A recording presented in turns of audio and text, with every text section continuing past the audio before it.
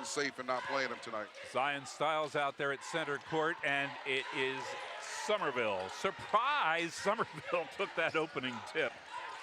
As Zion Styles at 6'3" didn't have a chance against the 6'11" Somerville. But UMES with a steal right away, and it is Chase Davis with the dunk.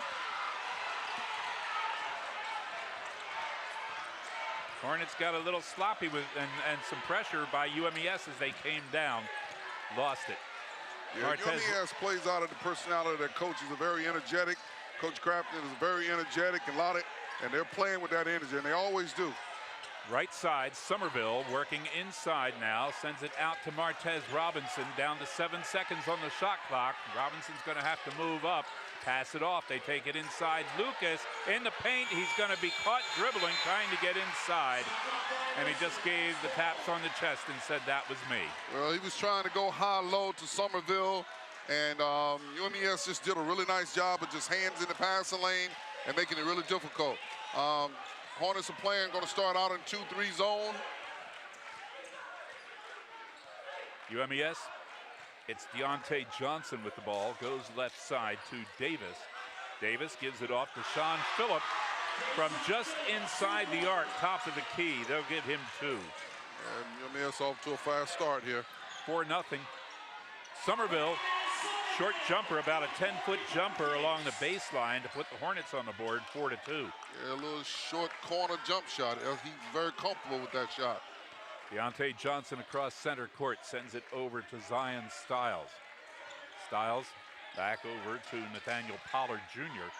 Pollard at the top of the line sends it to Styles. Check that, yes, Styles. And his jumper is off the rim and down to the Hornets. Cameron Stitt looking for 3. Now, what are they giving? They gave him 3. I thought his toe was on the line, but don't tell anybody. Yeah, Cameron Stitt is beginning to play with a lot more confidence, too. He missed quite a few games and just kind of now beginning to get his legs back underneath himself. Hornets go in front 5-4 here with just under 18 minutes left to play.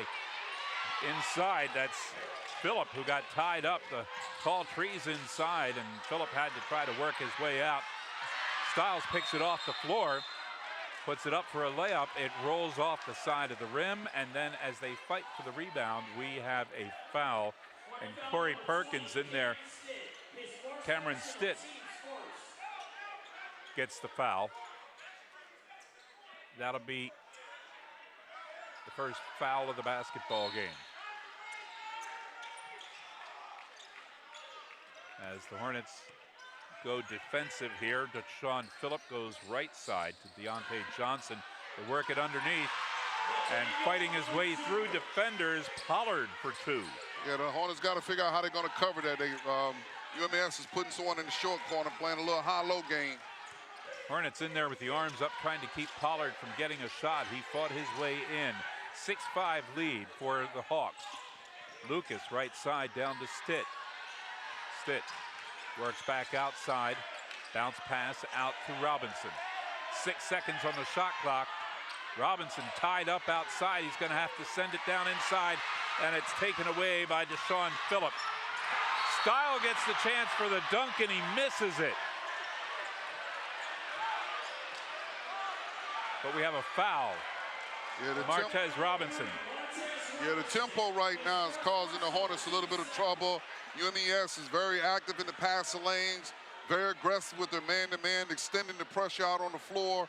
And right now the Hornets have to really settle in and kind of get themselves adjusted to the pressure that UMES is applying defensively.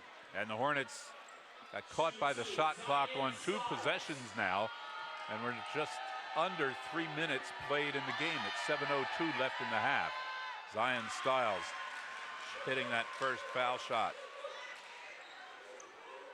Styles at the line on the season, 74%.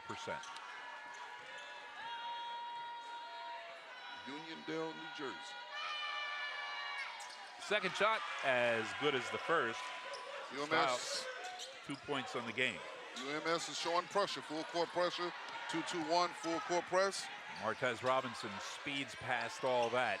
8-5 lead for UMES. Bounce pass, tried to get it into Somerville. It's taken away by Pollard. It's about the 3rd turnover. Chase Davis now, left side, shot from down in the corner. Oh, well off the mark on the shot by Phillip. It came down to Somerville. There's Corey Perkins getting the long pass. He'll send it back out. Lucas for three. That's a big shot for the senior. Take that. Yeah, that's a great shot setting up at the top of the key. That was his first three-point shot of the season, Coach. Don't count me out, people. First three-point shot of the season puts the Hornets tied at 8. Pollard in the paint over defenders.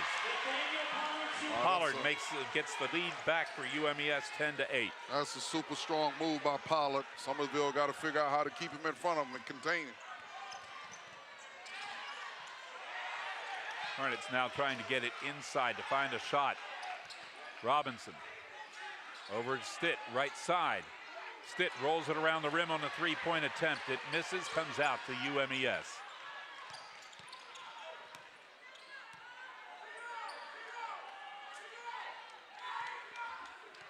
The Hawks working it around now to Sean Phillip. Goes left side to Chase Davis. Davis tried to pass it inside. The ball went out of bounds off of Zion Styles. It takes us to our first media timeout. 15:22 left in the first half. UMES 10, Delaware State 7. Putting the U in HBCU, we are HSRN.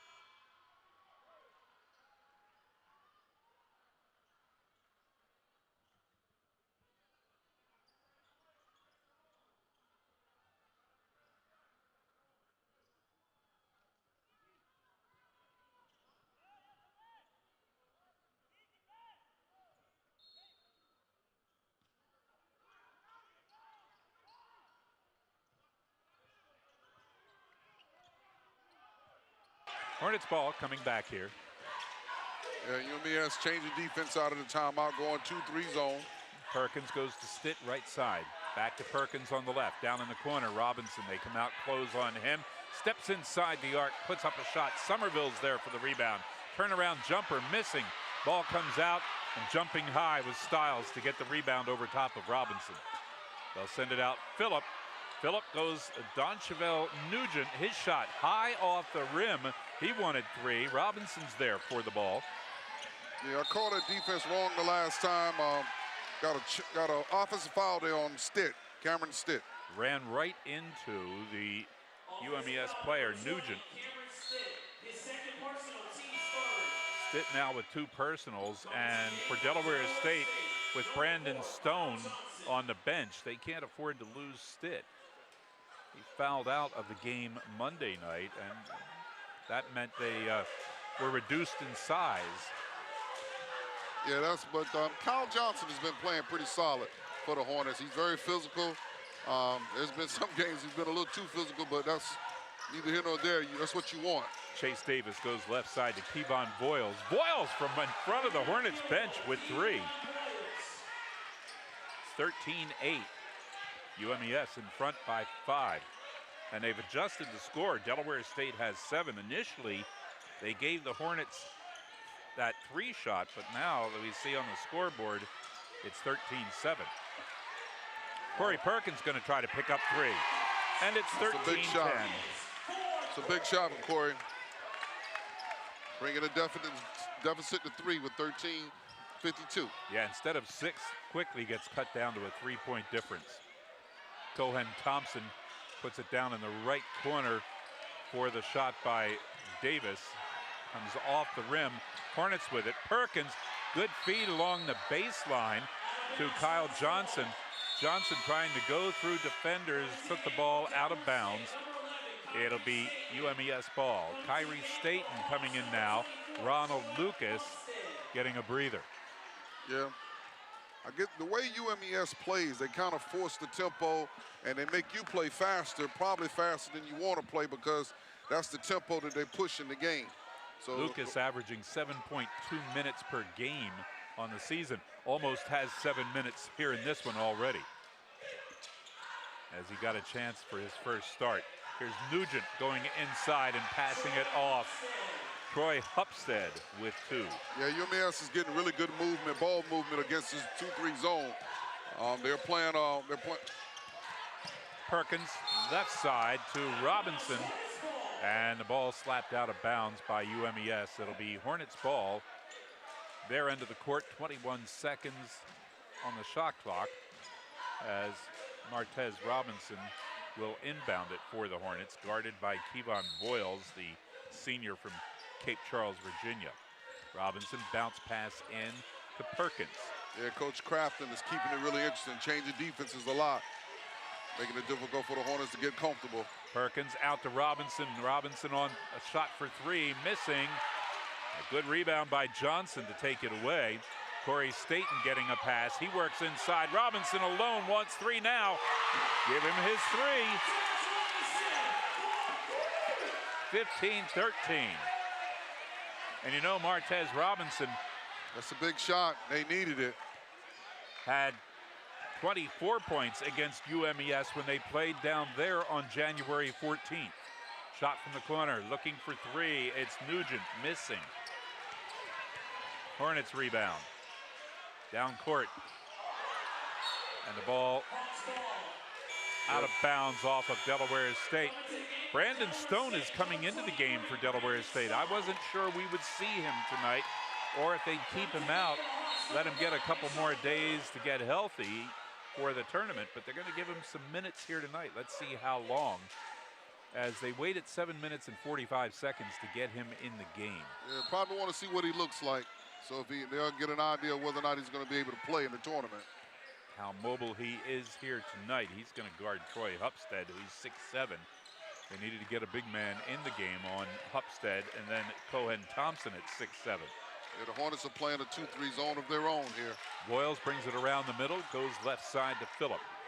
Phillip looks inside, 9 seconds on the shot clock. Phillip with a jumper for 3, missing. Staten goes high for the rebound for the Hornets. Hornets down by 2 right now. Kyle Johnson goes in for the dunk, and a defender right there.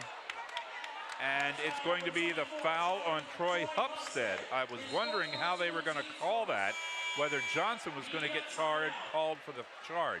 We get the media timeout here with that. 11:44 left in the first half. UMES 15, Delaware State 13. Putting the U in HBCU. We are HSRN. Why choose Del One?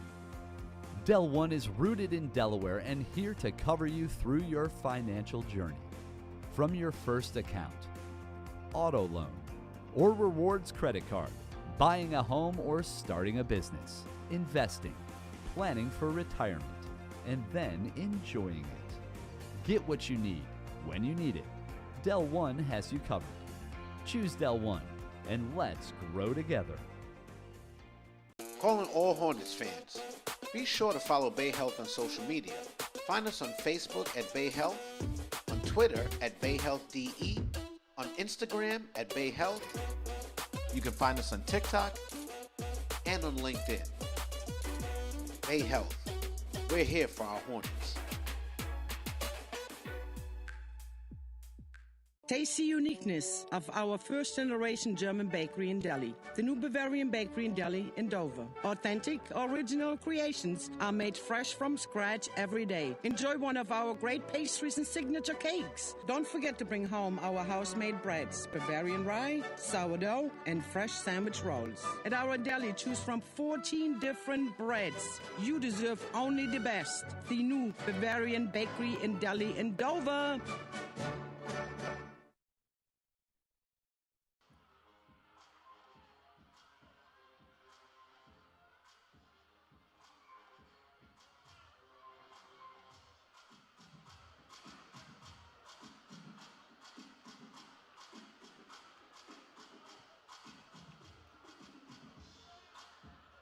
Just a slight delay. Kyle Johnson is going to be shooting foul shots. And right now, the officials are talking to both coaches.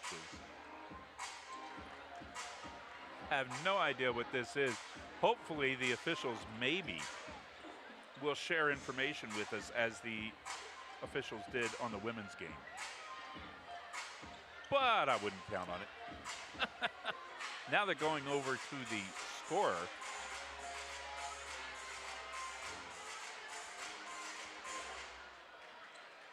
And the two teams are being sent to their benches. Don't we love these delays? Well, at this point, it looks like we will definitely be carrying a game on HSRN next Thursday involving Delaware State, as the women get the 6th seed, and they will play, what did I say before? What time? What time did I say? 2 o'clock. For the ladies? Yeah. 2 o'clock. 2 o'clock next Thursday, we'll have a women's game. And then the men, I think, are going to play about 6 o'clock, 8 o'clock, 8 o'clock. Kyle Johnson at the line. We'll make sure we have all of the information for Delaware State and Morgan State's games from the MEAC tournament on our Facebook pages, HSRN the Network and HSRN the Voice of Choice. Johnson's first shot goes off the front of the rim. Cohen Thompson steps to the bench. Zion Styles back into the game for the Hawks. Johnson's second shot comes off the back of the rim, and it's taken by the Hawks. Yeah, he usually makes his free throws. That's rare for him to step up there and miss two. But Kevon Voiles brought it down. Now he has the ball on the right side, sends it into the middle to Deshaun Phillip, left side. Goes to Donchevelle Nugent. Now into the middle to Voiles. Back over to Nugent. Voiles right side. 5 seconds on the shot clock for the Hawks. Long pass, cross court. Phillip takes it outside. Nugent put it up before the buzzer went off, but the shot missed. Robinson takes the ball. Fast break for the Hornets. Stone down in the left corner. Back out to Perkins on the left side. He backs out towards center court on the left side of the court. Now dribbles between his legs, takes it to the right side where he is stopped. Stone now for three, and the whistle before, just as he was shooting. This is going to be a foul, I believe, on Zion Styles. Yep. His first, that's the second on the team. Reset the shot clock for the Hornets back to 20 seconds with 10:53 still to play here in the first half. And Brandon Stone inbounding it. They get it into Perkins now. Staten from just inside the arc on the left side, down in the corner. Got it to go. It's a two-pointer, and we're tied at 15. Martez Robinson came flashing in there as if he wanted to get the rebound. And I'm questioning the scoreboard here again tonight. Hornets get the rebound on the UMES shot. I've got it tied at 15. Scoreboard showing tied at 14, but that doesn't take into account the three that the Hornets got before. Now the Hornets are in the lead no matter how you want to score it, because Corey Perkins just dropped the three. Yeah, they've settled down, and actually some of that pressure that UMES was putting on earlier, it's kind of simmered off a little bit. All right, I'm going to go with the scoreboard. UMES, Kevon Voiles with 2 points, tying us at 17. At least that's what I hope I see when I look up the board. It is. 9:50 left in the first half. Staten puts it into Stone. Stone backs into the lane, turns around, can't get the shot, and it's taken away by Phillip. Phillip off to Styles.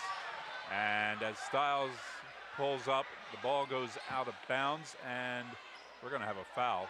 Probably was a really good foul. Staten didn't have much of a chance, such of a size differential there, and UMES had a breakaway layup. Martez Robinson getting his second, so the Hornets with 4 fouls here in this first half. 2 for Cameron Stitt, 2 for Martez Robinson. Well, they gave that to Robinson, huh? Yeah, and the Hornets can't afford to have either one of them get into foul trouble. So Martez Robinson is going to take a breather. Okoye Parker will come in for Delaware State. Lob pass comes into Styles. Styles underneath, That's a charge and foul. he's going to get called for a charge. That will be his second foul. Styles with 2. Offensive foul number 3, Zion Styles. His second personal, team's third. Third team foul for the Hawks. Number 11, Cohen Thompson to come in as Styles will take a breather. You don't want anybody with 9:37 left in the first half picking up number 3 if you can avoid it.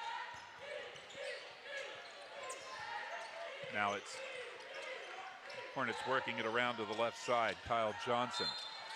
They go after him, and contact by Deontay Johnson.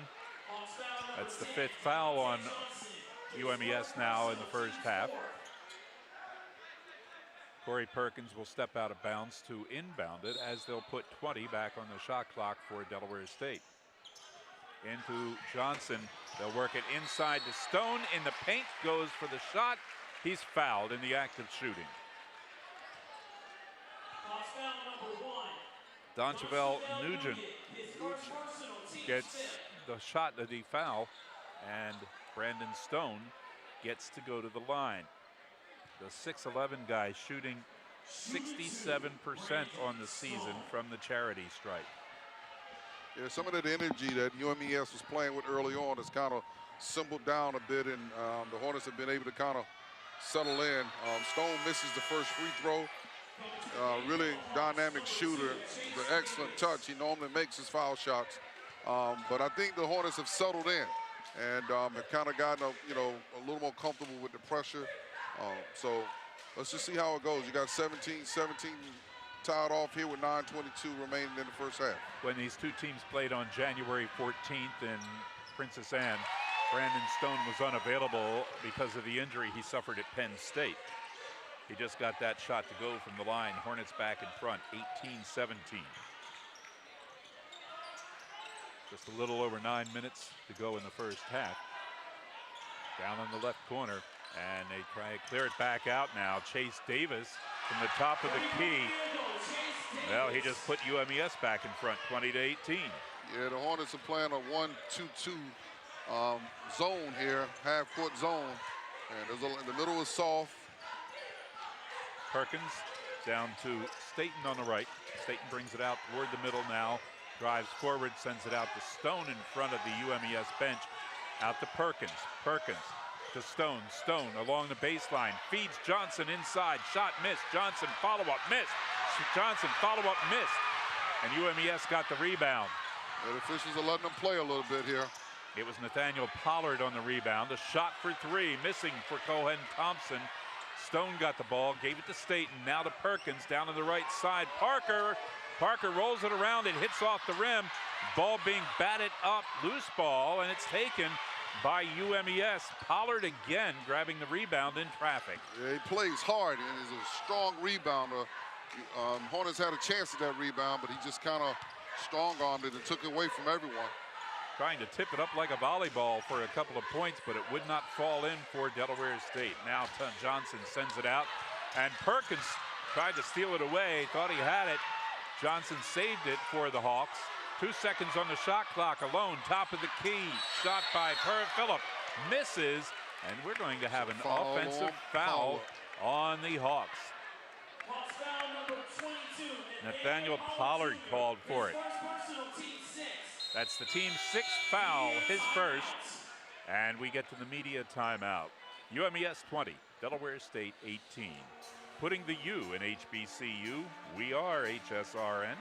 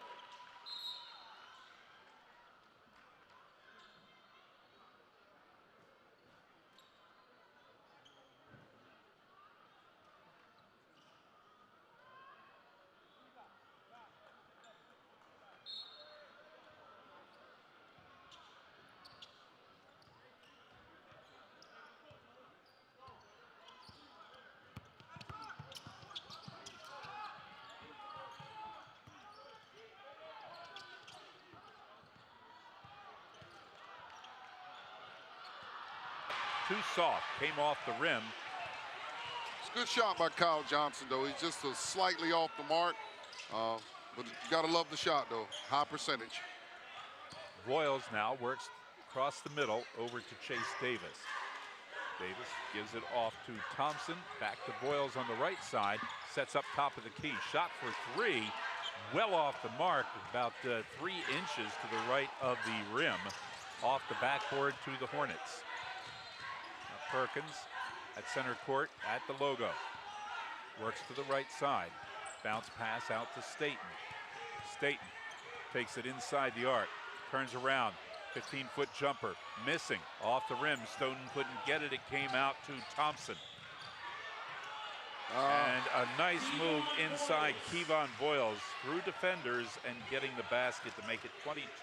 Yeah, transition. They got to take those buckets away. They can't allow them to get in transition, get transition baskets like that. Now Perkins will drive toward the left side for the Hornets. Over to Staten. They try to take it away from Staten. They're tied up. Voiles got a piece of the ball. Now they're on the floor. Both of them have part of it. And the possession should go to Delaware State. Jump ball is the call. Yeah, one thing about UMES, they are just really, really scrappy and gritty. They don't mind getting on the floor for loose balls, and they kind of playing out of the personality of their head coach, high energy, high octane, and they just keep coming. But Del State got to try to make sure that they win some of these 50-50 balls, and that's one of them. Possession went to the Hawks. Yeah, so you don't want to lose possessions because you kind of get out-worked and out-hustled. Deontay Johnson. Over to the left side to Thompson. Thompson, bounce pass inside to Pollard. Pollard, they'll work it around. Jumper for three is good for Davis. Chase Davis with 8 points now in the game, making it 25-18.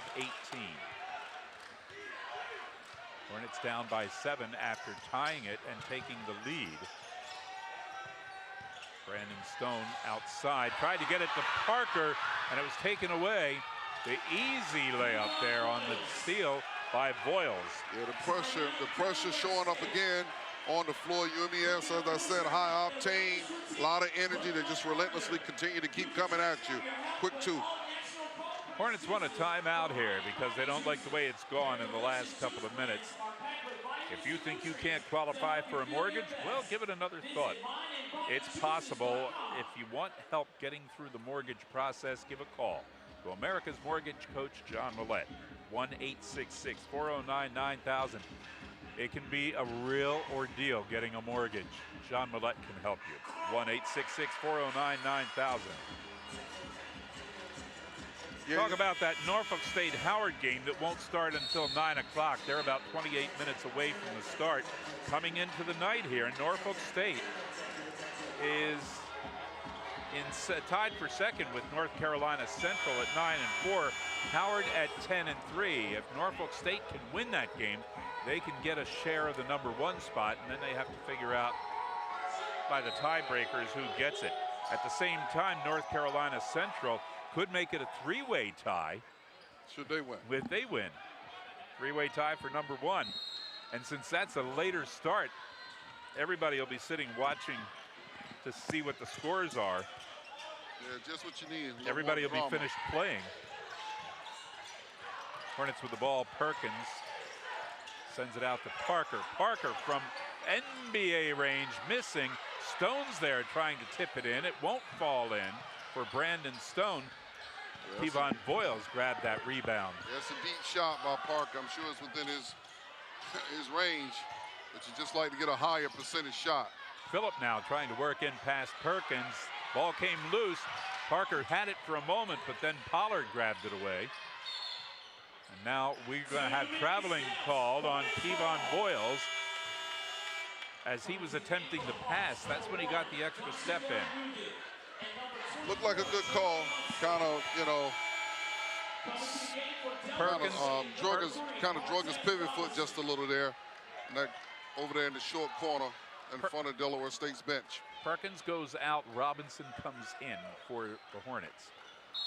Brandon Stone waits for the ball from the official and bounces a little pass inbound to Kyrie Staten. They give it off to Robinson left side. Martez bounce pass cross court to Parker. Parker brings it out toward the middle, right out of the Hornets logo. Now fast break past defenders. Shot goes up. Little layup, but it was too soft. Ball on the floor. Parker got it back, hit off the side of the rim and came back to the other side and out. UMES on the rebound. They go right inside underneath. Stone with a block, but got called for the foul on the shot attempt underneath by Hupstead. Yeah, I think sometimes the tempo is kind of getting the Hornets a little bit. UMES on every defensive rebound, they're getting out into transition, forcing pace, and trying to catch the Hornets getting back, trying to catch them before they can set their defense and getting back in transition defense and kind of catching them off guard and able to score because their defense is not set. How many of the Hornets shots have been too soft? They look like they should be good layups, and they're just hitting off the front of the rim because they're not putting enough on it. They're coming up soft. Well, I think that has a lot to do with the defense. Many of those shots are highly contested, and UMES, they're playing with a great deal of physicality too. So, some of that plays into it. Delaware State has just got to basically, muscle up, grit up, and play with a little more muscle as well, so they can finish some of those shots. Hupstead missed the first shot, got the second. 10-point lead for the Hawks, 28-18. 4:15 remaining in this first half. And now away from the ball, we've got a whistle, and I think this one might be Hupstead. Hawks foul number 24, Troy Hupstead. His second. Personal, team 7. That's the 7th team foul. The Hornets are going to go to the line. Yeah. But UMES is staying the pace with, just being physical.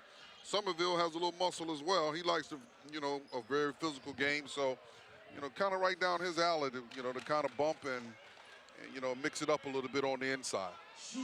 Somerville had 10 points against UMES when they played earlier in the season. Right now, missing that shot, he remains with just 2. Yeah, I'm kind of mystified a little bit why the Hornets are just playing all zone tonight. Typically, Coach Waterman, he mixes up the defense. Tonight has kind of been pretty set with playing zone. Davis's pass is stolen inside by Staten. He'll pull up, give it off to Robinson. Robinson off the backboard and good. That's a great steal, good hands by Staten, playing this middle of that zone, dropping when the ball is off center, and was able to pick up a steal. 28-20. The Hawks in front. Running a 3-2 zone here. Pollard left side over to Nadozi. And now traveling will be called as Nugent trying to make a move around Martez Robinson, called for walking. We get the media timeout here with 3:32 remaining in the first half. It's UMES 28, Delaware State 20. Putting the U in HBCU. We are HSRN.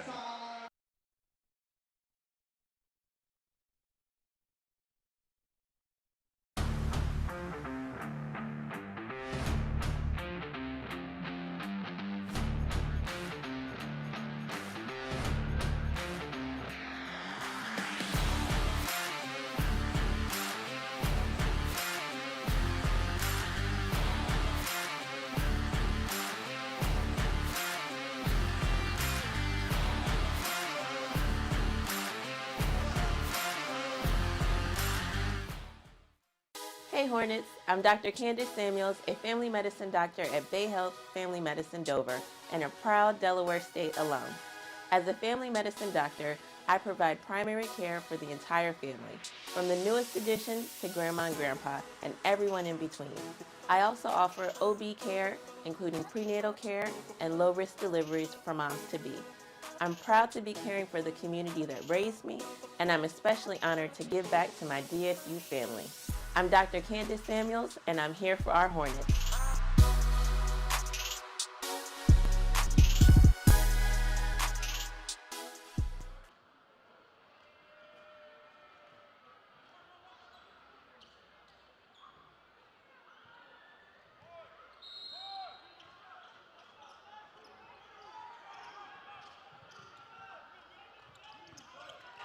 Back to action here. Hornets with the ball. Long pass cross court to Corey Perkins. They double up on him. Gets it to Parker. Parker goes to Cameron Stitz. Stitz shot off the side of the rim, and an offensive push by Delaware State. It's going to be Somerville who gets called. Yep. That'll be his first 6th team foul. Yeah, but like I said, Somerville is one of the Hornets that definitely loves to mix it up on the inside. So that physicality game plays right, right down his line of play. If you were 6'11", 235, wouldn't you want to mix it up in there? Hey, hey. Hey, hey. Me? No. Boyles, but I'm not 6'11" and 235 either, so. Boyles, top of the key. Inside, pass down in the corner, drive across the lane. Phillip, they'll bounce it out, trying to get it to Pollard. Pollard will pass it down into the left corner. Shot for 3, missing. Loose ball. Perkins slaps it forward, and Parker's by himself and missed the easy layup. And then compounded it, reaching for the ball, and committed a foul.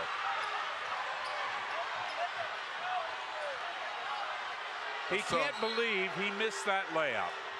Yeah, that's tough there. That's tough. You like to have that one back. Breakaway layup there by Parker. And it just came up just a little short. He's more comfortable shooting threes. Rarely he's in that situation where he has a breakaway layup and he gets a chance to get him a quick deuce. Well, Corey Perkins delivered it perfectly as the ball was loose, and he just slapped it with the back of his hand down to Parker, who was all alone. It was too easy. Well, I'm sure he'll make it up. He'll make it up. Yeah, he'll get his points. And the shot is missed then on the foul shot by Nathaniel Pollard. Now the ball goes out of bounds, and it's Hornets ball. 2:39 still in the first half. Yeah.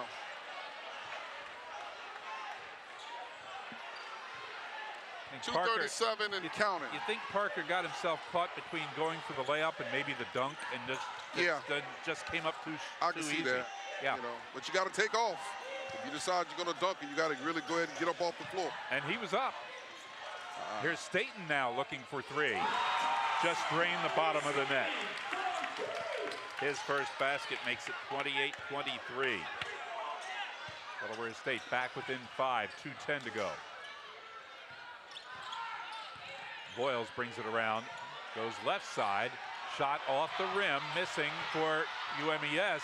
Loose ball, Parker dove for it, and he got fouled, and he got Thompson hit for the foul. hard, and he is down in front of the Hornets bench as he went for the ball.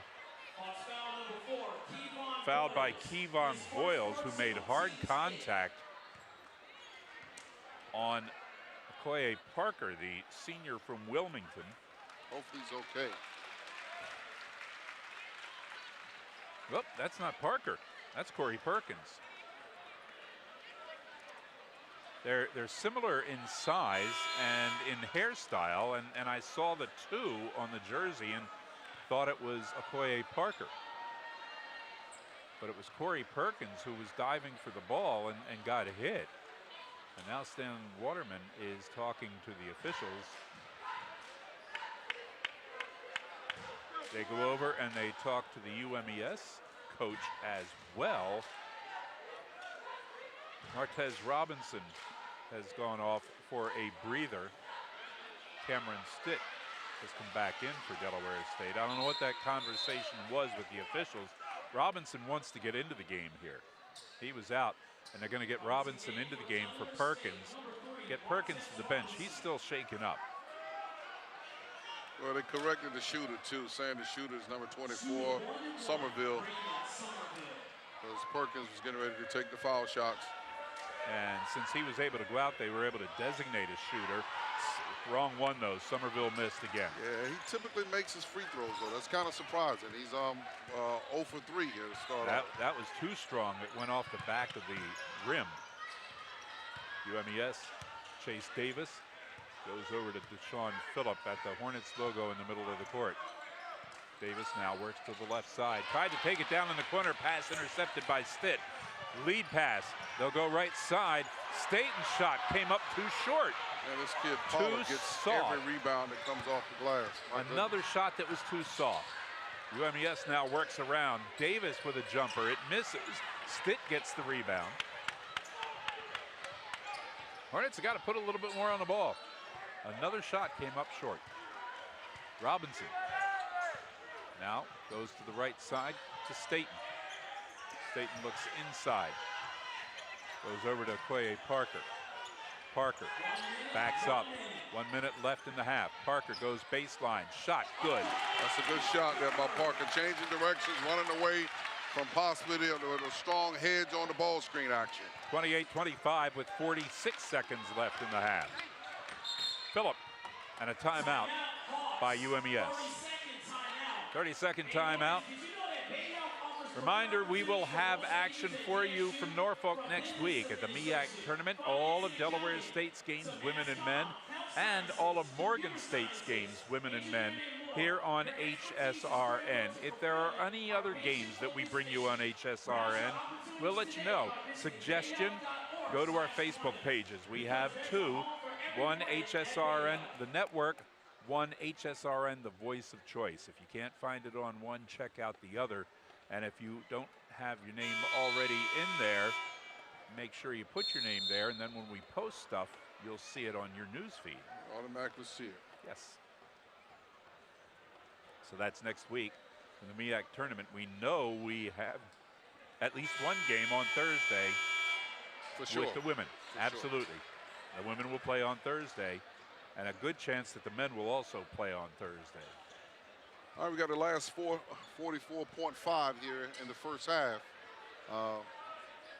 UMES has the ball side out of bounds just in front of Delaware State's bench with a 24-second shot clock. Deontay Johnson. And there's about a 20-second difference between the two. Inside, almost taken away by Staten. Turnaround jumper missed. Loose ball comes out. UMES, it's still loose, and the Hornets have it. Somerville lead pass to Stitt, and a foul committed. Oh no, they got Stitt for traveling. He had the ball turned around and didn't dribble. Well, they're letting them play a little bit. You know, they're not calling every little touch, so they have to be grown men in here tonight. And you're going to take a few bumps and hits here and there. So it's good to see, though. Players have to adjust to the way the officials are calling the game. Nugent goes over to Davis. They take it inside to Hupstead. Underneath, reverse layup, misses. Martez Robinson has it. 15 seconds left in the half. Hornets with a three could tie the game going to the locker room. They'd be happy with a 1-point deficit. They just want to get a basket here. 5 seconds left. Robinson through traffic, lost it, got fouled. I think this will be Chase Davis on this one. It was Chase Davis, his first. Martez Robinson to the line. Martez on the season, 81.9% from the foul line. He is third in the MEAC in free throw shooting percentage. He's in the top 10 in a lot of categories. He just keeps getting better. And you remember after a game just a week or so ago, Stan Waterman said right now he thinks that Martez Robinson's the best player in the conference. Yeah. At this point in the season. Got the shot to go. Well, he definitely feels like he's playing as well as anybody in the league. And that's important, because it's important that the coach feels like he has at least one player he knows that's going to come and show up and be pretty consistent night in and night out. He's that guy. You weren't with us that night. He brought Martez over for the post-game interview and wanted us to interview Martez before we could interview Stan Waterman. Yeah, I was with you. Oh, okay. You were here. I didn't have my attendance roster here in front of me, so I couldn't tell who was with me. Now UMES, and a steal by Kyrie Staten puts it up for three just before the buzzer, and the Hornets take the lead, 30-28. Kyrie Staten stepped in front of a pass, stole it, knew he didn't have a lot of time. He was at the top of the key, turned around, set his feet, and hit the three to put the Hornets in front, 30-28. What a way to end the first half. Hey, you know, you go in up 2, and you trail by as much as 10. Yeah. Trail by as much as 10 and to go up 2, that's quite a half, particularly the last 4 or 5 minutes of that half. The Hornets went on a 12-point scoring run. They were down 28-18. And UMES didn't score again as the Hornets just started putting points in. A 2, a 3, a 2, a foul shot, and a 3. And they take the lead, 30-28. We're going to send it back to the studio. When we come back here, we will update you on what's happening in other games in the MEAC, as everybody's looking for who's going to be in what spot in the tournament next week in Norfolk. Delaware State up 30-28 over UMES, putting the U in HBCU. We are HSRN.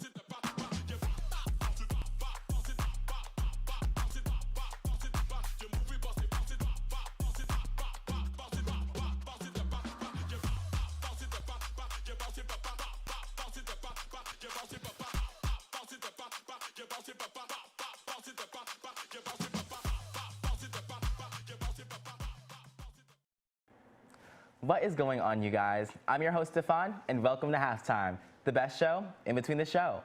Now, sadly, this is the final episode of Halftime for the 2022-2023 basketball season, so I want to go out with a bang. This episode is important. I want to use my platform to highlight what I feel is an underrepresented population here on campus. DSU prides itself on being the most diverse HBCU in the country. So what do you know about our growing Muslim population?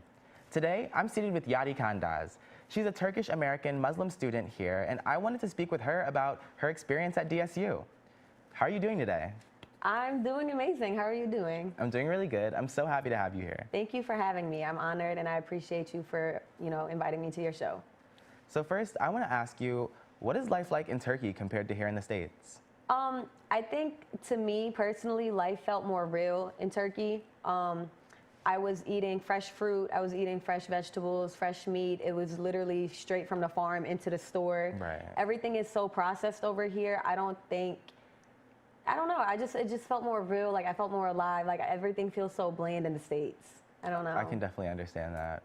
What would you say being Turkish American means to you? Being Turkish American, I take pride in being Turkish because, it's kind of a shame trying to just say you're American. And like growing up, I always felt embarrassed of my culture because, little kids are mean. They like to bully you for stupid reasons. And I wouldn't really broadcast that I was Turkish unless if I needed to. But now I take pride in that because it's a big part of who I am and it's a big part of how I grew up. So, and we're not represented a lot. There's a small amount of Turkish people in the States. So it's, I'm proud to be a part of that. You're the 1%. The 1%. So what brought you to DSU? I didn't have a great first college experience. I went to a community college, and growing up, I went to a lot of diverse schools. I never felt comfortable at a PWI. The towns that I grew up in Connecticut and New York and Delaware, it was always diverse. My schools were diverse, and I felt more connected to people who are minorities just like me because, we have similar struggles, we have similar issues in America, and I wanted to come here because it was an HBCU, and I knew I was going to be able to find people that I can connect to and relate to on a certain level. I feel like that's definitely what brought me here, too. That's great. It brought us together. So when we come back from commercial, we're going to dive into what it's really like being a Muslim student here at DSU. Don't go anywhere. We'll be right back with more Halftime. Why choose Del One? Del One is rooted in Delaware and here to cover you through your financial journey. From your first account, auto loan, or rewards credit card, buying a home or starting a business, investing, planning for retirement, and then enjoying it. Get what you need when you need it. Del One has you covered. Choose Del One, and let's grow together.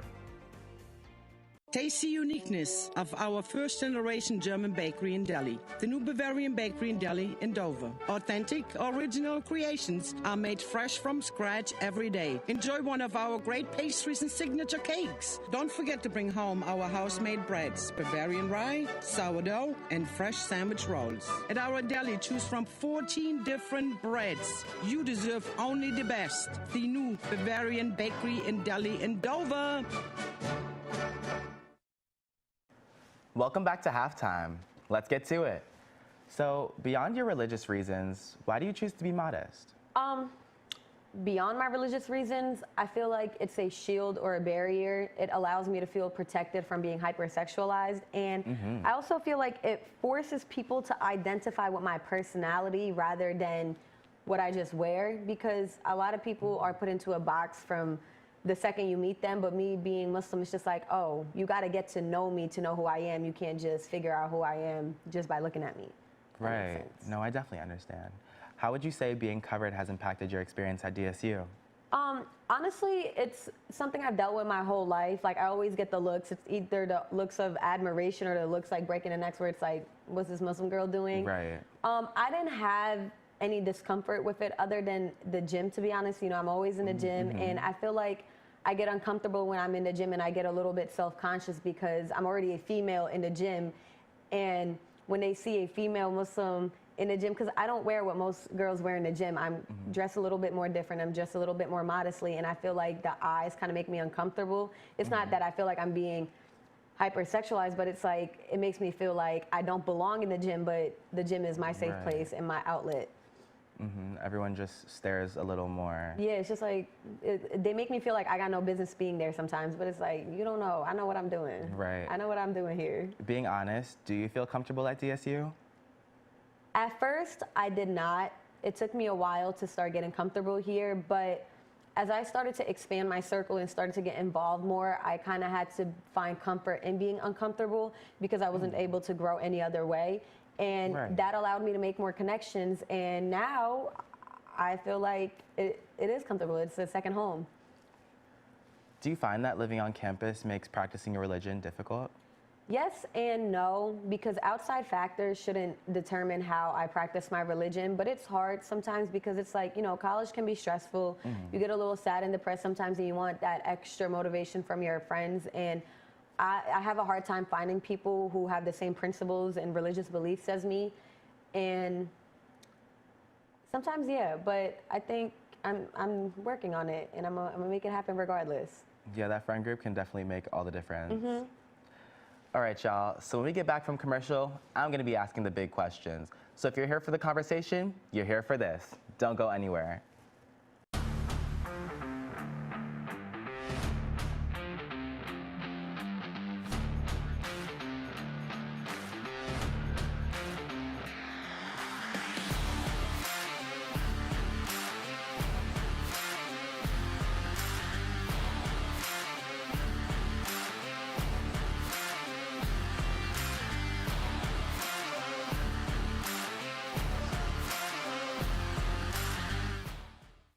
Hi, I'm Scott Kammerer, president of Sodell Concepts, the best restaurant group in the state, and we're inviting you to come join our team. Sodell Concepts is a growing hospitality company with 16 restaurants and a variety of other hospitality businesses, all located in beautiful southern Delaware. We have recently added many departments to our executive leadership team, including a training department, a property development department, and a construction department. We invite you to come live at the beach and work with a growing restaurant group with many opportunities to advance your career. Sodell Concepts Restaurant Group, come check us out.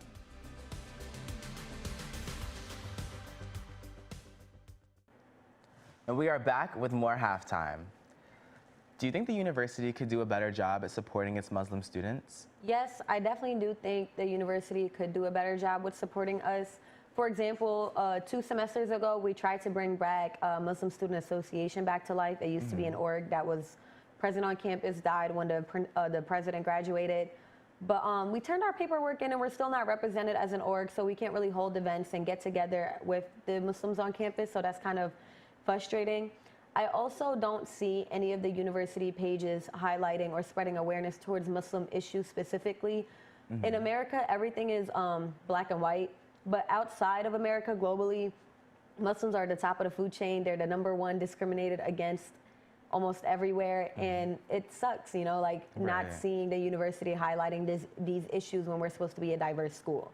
Well, I just want to thank you so much for coming out today and sitting in my chair. It has been really awesome to get to talk to you. It was amazing speaking to you. I hope this episode brings more traction into the Muslim community. I do too. I really hope this episode finds the right people. I feel like DSU wanting to be the most diverse HBCU in the country means that we should really be focusing on everybody. I agree. And I want to thank you guys so much for watching this episode. Once again, I'm your host, Stefan, and this has been Halftime.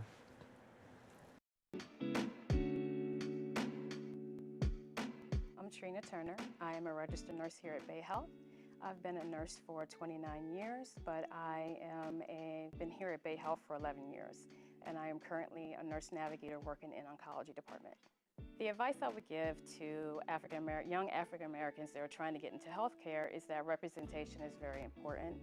And if you love your community and you love what you do, it's very important for them to see you and see themselves in you.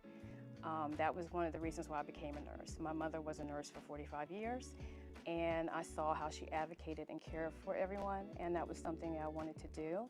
And I wanted to make sure that, you know, younger generations of nurses know that anything is possible, and it's important to just keep giving back to the community, and it's important that we are seen and heard.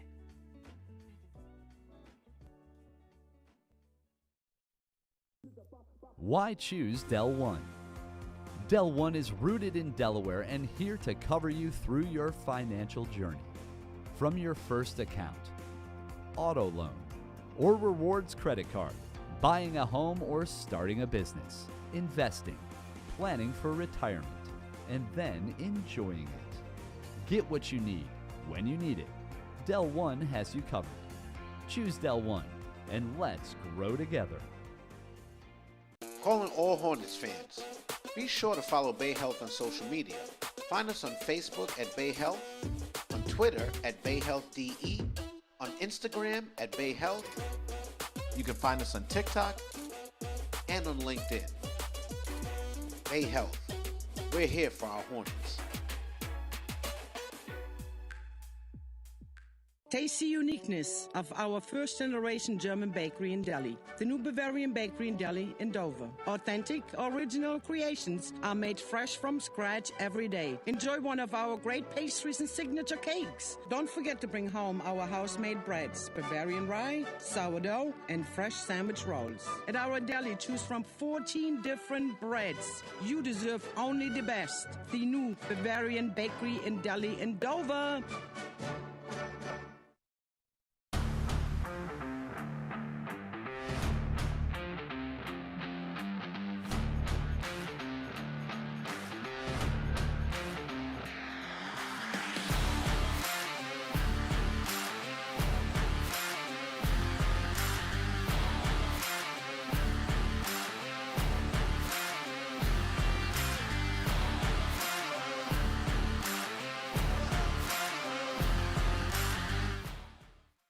Hey Hornets, I'm Dr. Candace Samuels, a family medicine doctor at Bay Health Family Medicine Dover and a proud Delaware State alum.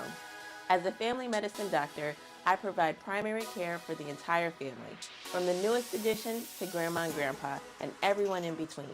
I also offer OB care, including prenatal care and low-risk deliveries for moms to be. I'm proud to be caring for the community that raised me, and I'm especially honored to give back to my DSU family. I'm Dr. Candace Samuels, and I'm here for our Hornets.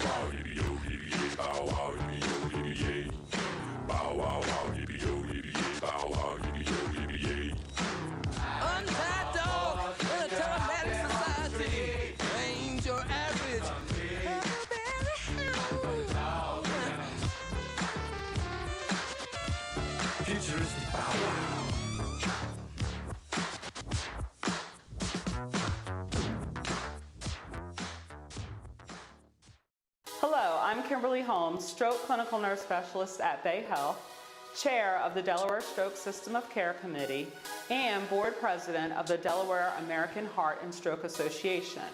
I am also a proud DSU alumna. Stroke disproportionately affects African Americans. I am driven to educate my community regarding the prevention and/or control of risk factors such as high blood pressure, high cholesterol, and obesity. I'm Kimberly Holmes, and I'm here for our Hornets.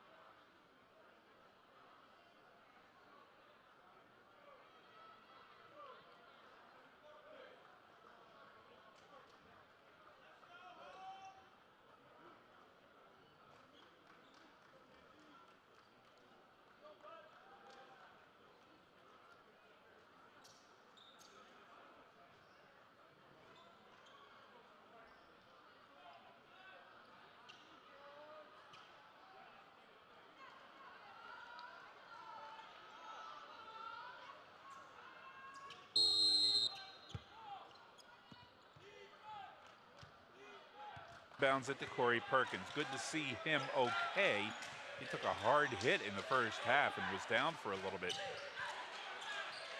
Now they get it over to Kyrie Staten on the left side. Down to Robinson in the left corner. As the pass got to him, he was fouled. That'll be Kevon Boyles with his second personal foul and the first team foul here of the second half on UMES. Cameron Stitt inbounds it to Raymond Somerville. He gets it out to Perkins. Perkins in front of the bench, bounce pass down to Staten. And now we're going to have Somerville will get called for a foul. He got tied up with Chase Davis. I told you, if anybody wants that physicality, it's definitely Somerville. That's his game, and you know, if UMES likes to play kind of physical and gritty, he doesn't have a problem doing so. Somerville, Chase Davis at 6'3", 180. Somerville's going to go sit down on the bench here. He's out there at 6'11", 235. It's not a contest if he matches up with Chase Davis. But with two fouls, or the foul, he goes out now, his second. UMES unable to put the ball in down on their end. Kyrie Staten picks it off the floor, brings it down across center court, gives it off to Corey Perkins. A couple of turnovers to start the game. Stitt from the top of the key with a foot on the line. Shot missed, tipped back out. Now it's Kyle Johnson inside. He doesn't have a shot.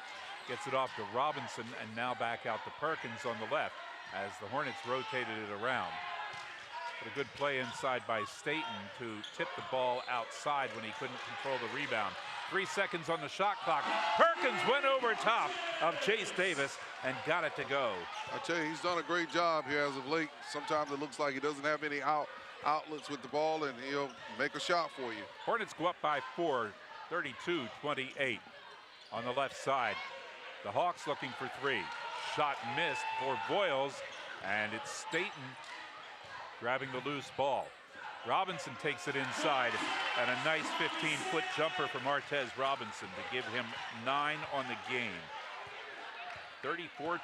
Hornets trying to pull away here. And a steal by Delaware State. Kyrie Staten on the easy layup, and he not only went for the layup that time, it was a semi-dunk. He was not going to miss that one. It's a nice run here the Hornets are making. Up 8 here in early goings. The Hornets, going back into about 4 minutes left in the first half, have gone on an 18-point scoring run on UMES. The Hawks break that scoring run on a layup underneath by Kevon Boyles. But they went on a 12-point scoring run with about 4 minutes left in the first half and then added on to it, picking up 6 here in the second half. Now Perkins into the paint, gets around the defender, his shot is blocked. Kevon Boyles coming in from behind as the ball left Perkins' hand. Boyles tapped it. Fans thought it was traveling. It wasn't. The shot was wide by Nathaniel Pollard. Yeah, it was a nice move there, but he got blocked. Kyle Johnson up for the rebound for the Hornets. Robinson right side to Staten. Staten backs up over to Perkins. Down in the corner to Robinson. The pass stolen. 1-on-1, and they double up. 2-on-1 fast break. Deshaun Phillip ends up with the basket, and we're going to have a foul. Let's see who got back there defensively and gets charged with the foul. That's Corey Perkins.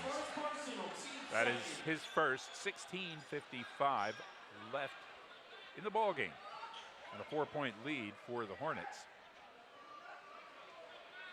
Deshaun Phillip stepping up to the foul line. 79% shooter on the season so far. Had 10 points against Delaware State back in January. The shot missed. We have simultaneous possession, jump ball. I think this one's going to go to UMES. Yes, I'll tell you, Pollard is all over the floor. You know, he had 8 rebounds. He had 7 rebounds the first half.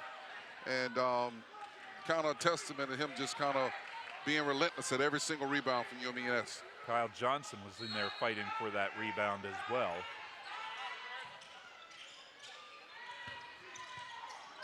UMES inbounds it. Phillip goes left side. Boyles in left side of the foul lane, missing. There you and go. Another Took tie another up. one. And it's Johnson again in there against Pollard. And this time the possession goes to the Hornets.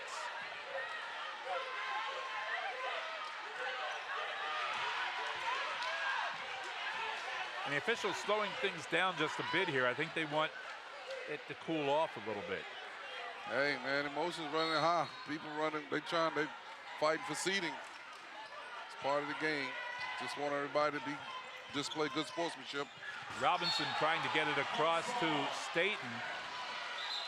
Kevon Boyles was trying for a steal, but didn't get it, but the ball went out of bounds. Yeah, the Hornets had 12 turnovers at the half, and they've had a couple here, so they're right at about 14 turnovers. Got to do a better job of taking care of the basketball. Hornets are still playing in this 3-2 zone. Some people call it a 1-2-2. Now a whistle blows. Something going on with the shot clock. Nope, it's a foul. They're going to get an offensive foul on Nathan Pollard Jr. That'll be his second foul, the team's second here in the second half. 16:31 still to play on this final game of the regular season. Kyrie Staten in trouble in the backcourt and has it taken away. Oh, and the dunk by Zion Styles. Kyrie turns the ball over. Now it's 36-34. Styles gets it and dunks it in high fashion. Robinson in the lane, tried to get it off to Johnson, and I'm going to say that it will be Hornets ball. It was touched last as it went out of bounds by UMES.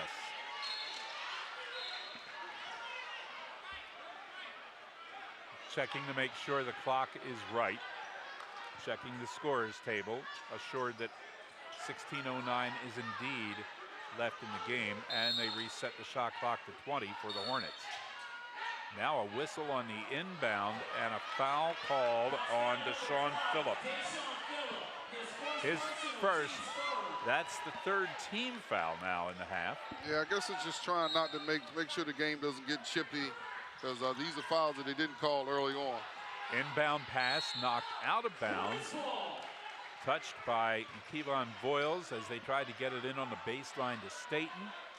Hornets keep it 2 seconds off the shot clock.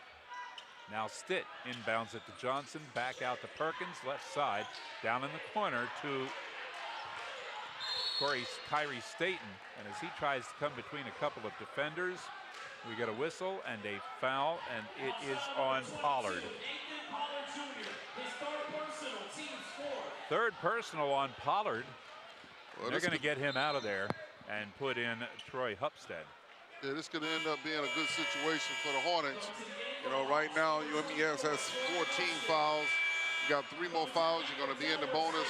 They play very gritty and hard, but sometimes I don't think it's smart to commit a bunch of fouls because with only 16 minutes to go, the Hornets are probably going to be in the bonus at least by the 15-minute mark. I would say at least the 14-minute mark.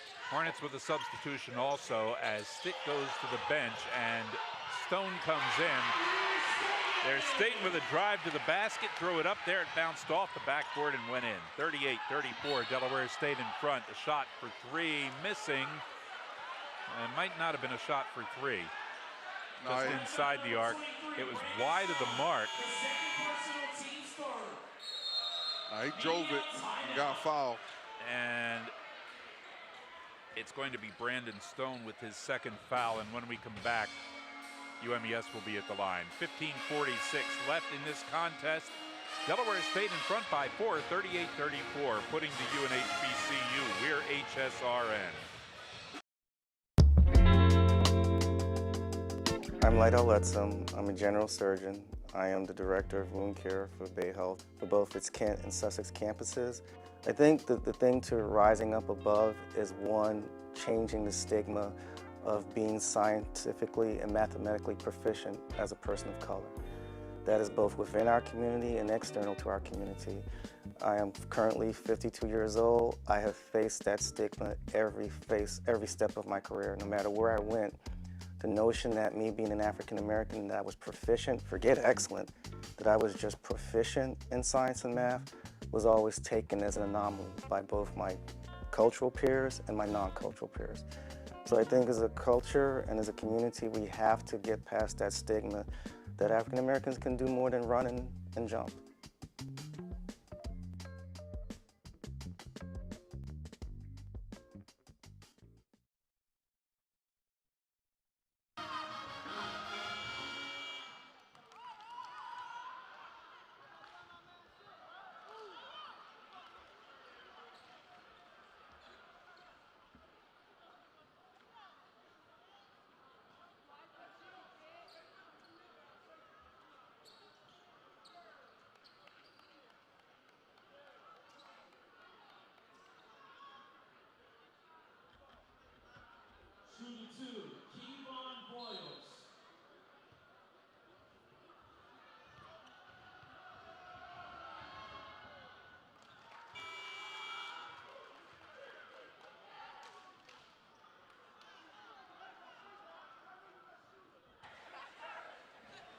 And at the foul line for UMES, it's Kevon Boyles.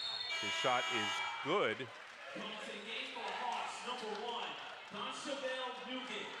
Donchevelle Nugent coming back into the game for the Hawks. It's 38-35, 3-point lead for Delaware State. Now he had both shots to win, so it's 38-36.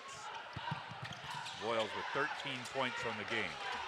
Brandon Stone, left side. He'll drive left side of the lane. Shot comes up short and down to Deshaun Phillip. And again, soft shot that's not making it, hitting off the front of the rim. Phillip now backing up, right side out near center court. Phillip looking to the bench. Sets up, passes over to Chase Davis. Davis gives it to Zion Stiles on the left side. They'll go all the way outside to Phillip on the right. Works his way inside, shot missed. Kyle Johnson reached over everybody to pull in that rebound. That's excellent rebound, excellent grab by him. Get up high and use that long reach to get it. Corey Perkins on the left side. Stutter step forward, down to Staten in the corner. Came up short.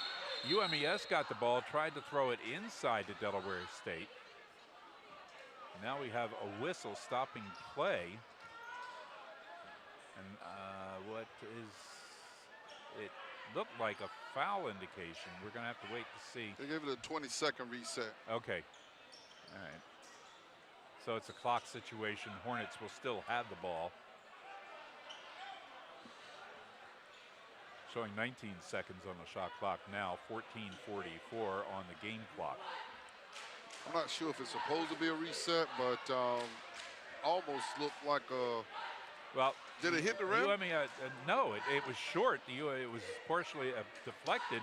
UMES player grabbed the ball and was heading out of bounds, threw it back in. If his foot hit out of bounds, then it'll be a reset because he took the ball out of bounds. Well, if it never touched, it's a shot clock violation, but obviously it must have touched, because otherwise, even though they were, scrambling for a loose ball, it still would have had to hit the rim on that one possession at some point in time. Well, they're saying it's Hornets ball, and it must have been an exchange of possession because they put 29 up. Brandon Stone with a turnaround jumper gets fouled. Coach Stan Waterman smiling. Stone's basket will count, and he will go to the line. That's a big basket for him. He told the guy a little too little. Hupstead. He said he can't hold me. Hupstead with his third foul. He definitely needs to get going again, so that's a big basket for him. Hopefully that kind of sells him forward. Missed a couple games with the injury and got the foul shot to fall in. Hornets up in front by 5 now, 41-36. And we have a foul as they come down the court. They tried to force Chase Davis out of bounds, but Kyle Johnson made contact. That'll be his first personal foul, team's fourth. Hawks with 5 fouls here in this second half. Inbounded by Davis. Now it's Stiles working to the left side, sending it into Hupstead toward the middle. Pass in the foul lane, foul circle, jumper. Phillip off the back of the rim comes out to Delaware State.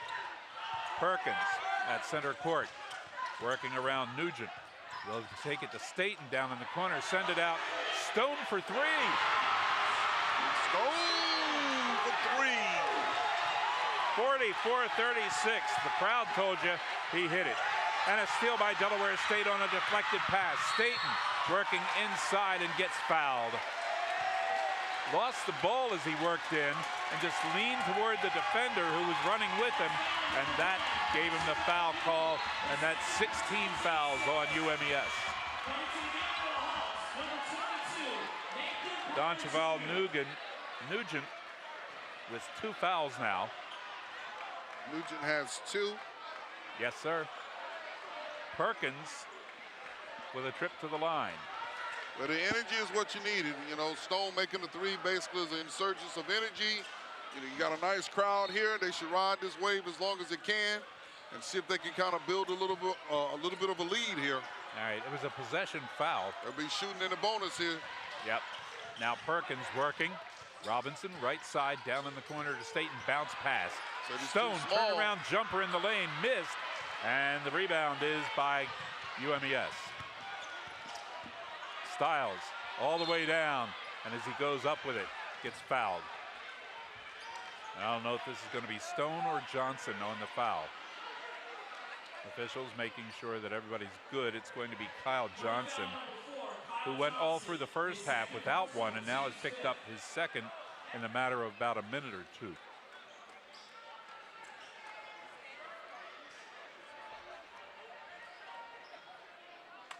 And since it was considered in the act of shooting, Zion Stiles now to go for the free throws. They pushed the ball in transition, and before the Hornets could get their defense set, it kind of caught them on their heels and end up fouling them.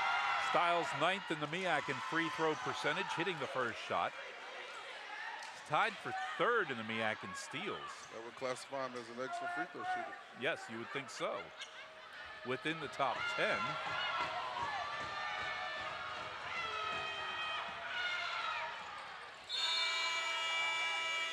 And the second one goes for Zion Stiles as he picks them up one at a time. 6 points for him. It's going to be a free throw shooting contest down the backstretch. Looks like both teams will end up getting into bonus. Hornets in the bonus, and UMES will be pretty soon here. The Hornets with 5 fouls. Brandon Stone feeling it, came up with an air ball. Hey, Heat check. Had to take it. Looking Styles for a for shot three. for three. Styles bounces off the back of the rim. It comes out to Staten. Fast break, Delaware State, 3-on-2. Staten will take it in by himself and was off the mark on the layup. Now it's a fast break for UMES. Voiles going in. His shot missed. They're bouncing around off of each other. Pollard goes up for a shot, and he gets fouled. He's all over the glass. Uh-oh, Johnson now with his third foul. That's his third, and now both teams with 6 fouls. You still have Stitt, so you should be okay. Stitt's still able to play, and it helps to have Brandon Stone back active for the Hornets tonight.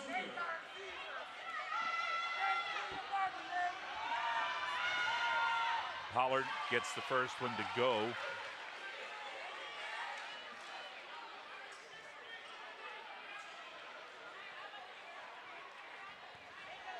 Pollard had 10 points against Delaware State in the previous game. Pollard makes both free throws. Makes it 44-30. 44-40 rather. Yeah. Yeah. Cuts the Hornets lead to 4 with 12:58 remaining. Now we have a slight delay. The official giving the ball to Brandon Stone for the inbound pass to Martez Robinson. Hawks are showing a little pressure here. 2-1-2 full court press. Robinson sends it cross court, almost got past Corey Perkins. He had to really hustle to save that ball. Brandon Stone inside on the lane. The defender went down. Stone went around him and got the basket. Yeah, they're making them play. Not making a bunch of cheap calls tonight. 46-40. As long as it's consistent and it stays that way. You don't want to call a foul later on that wasn't called earlier. Nugent trying to work into the paint. Sends it out on the right side. They'll work it back inside now to Voiles. He tries to go through the defense, and Kevon Voiles does it. He's the leading scorer right now in the game with 15. Yeah, he did a nice job just kind of maintaining his pivot and kind of really pivoting himself to where he could see some daylight to finish that layup. Voiles. 12 minutes to go, 46-42. Delaware State in front by 4. Perkins right side, cross court. Robinson gets off his hand. He goes and gets it before it goes out of bounds. Now he'll dribble past defenders. They'll tie him up. He'll get help from Perkins. Perkins in front of the bench, left it behind. Stolen by UMES. That's just outworking them. That's just, getting on the floor for loose balls. Got to be better. Got to be better. Nugent, throw it away. Throw it across the court. And Martez Robinson, like a good safety on the football field, anticipated the pass, stepped in front and took it away. Now it's Perkins working to the left side in front of the bench. Down in the corner to Robinson. Mid-post right here. Working along the baseline, gets a little bit of a push off to clear the defender away. Couldn't get past him. Perkins gets the pass. He'll go inside, and he got called for traveling.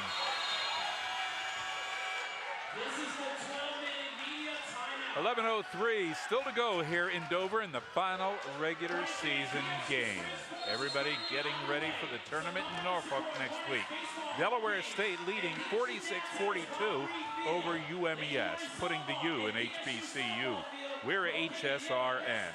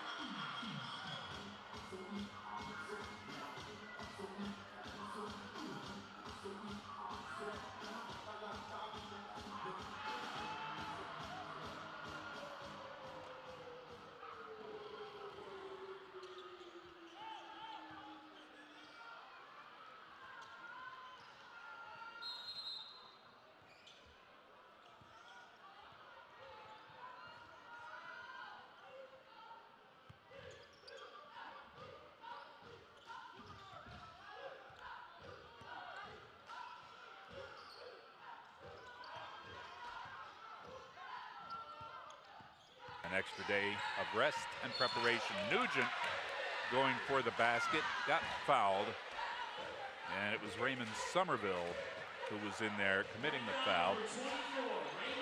He has 3 now. Yeah, I'm not sure what he did on that particular play, though. Just Had kind his of stood arms- there with his yep. hands straight up. So Yep. just offensive player created the initiated the contact, and just by virtue of him standing there and colliding with him, I guess that's how he got the foul. That one I never really understand. It happens from time to time, though. You see it. Nugent, graduate student, played 2 seasons at Clarendon for the Bulldogs in the junior college, got his AA degree, and then came on to University of Maryland Eastern Shore. Missed the foul shot. Had the 1-and-1 and didn't get the second opportunity because he missed the first. Hornets got the rebound. Robinson sends it out to Staten. Staten from outside the arc, rolled around the rim, wouldn't go in. It's Voiles, and bodies flying everywhere on rebound attempts. Stiles goes inside, sends it out to Nugent from in front of the bench, and Nugent hits to make it 46-45. Nugent's first field goal of the game. 10-10, ticking away here. Yeah, the Hornets got to figure out how to just get some offense going here. They've gotten some good looks. Again, there's the 50-50 ball, and UMES coming up with a steal and a layup. And just a lead. Yeah, just too many plays like that where they're just kind of outworking the Hornets. 47-46, Voiles with the layup. Hornets ball tipped out of bounds by the Hawks. You know, the intensity and energy, they're just relentless, and they come at you in waves. Sometimes not as aggressive, but when they hit the foot on the pedal, they play with a lot of aggression. Corey Perkins back into the game for the Hornets. Martez Robinson gets a breather. Shot missing by Perkins along the baseline. And the Hawks with a rebound, a chance to increase their lead now as they're up by 1. We're past the halfway mark here in the second half. Phillip dribbles, send it left side. Nugent for 3. Off the rim, won't go. Dunk attempt missed by Voiles. Now it's Perkins with the ball in the front court for Delaware State. Hornets need a basket here. Gets it off to Somerville on the left side to Okoye Parker. Parker now drives the left side. Lost the ball as he dribbled inside. Pollard on the steal. Goes through and gets fouled, and this will be Kyrie Staten. Yep, Okoye Parker. Yeah, the His Hornets. second, and that's the 8th team foul on the Hornets. Yeah, the Hornets have hit a stretch here where they're just turning the basketball over. Not even getting a shot at the basket, turning it over and giving UMES an opportunity to get out on breakaway opportunities to score at the basket. And some of these most recent steals have been where the Hornets are just about handing the ball to each other. It's not a pass that's stolen. They're handing the ball. They get a little too close, tied up, and a UMES player just goes in there and takes it away. Yeah, you got dribble handoff. The Hornets are trying to do some dribble handoff, and UMES is just doing a great job of just fighting over the top to try to eliminate the handoff exchange. Pollard's first shot from the line, missing. A graduate student who played at Eastern Arizona, community college ball, and got the second one in, so now it's 48-46. The Hawks go up by 2. Eastern Arizona, I can guarantee you, not another college team in the country has their mascot, the Gila Monsters. That should get Corey Perkins to the line. We come down and Perkins is fouled. A free throw derby here down the backstretch. Toby Nadozi in the game for UMES, and he gets his first foul.